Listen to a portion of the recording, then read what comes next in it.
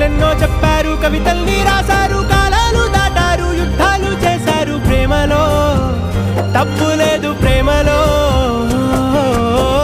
వేల వేల వెన్నెలంత నీదవాలి వెలుగునంత మోయమంటే నేను ఎంత రే.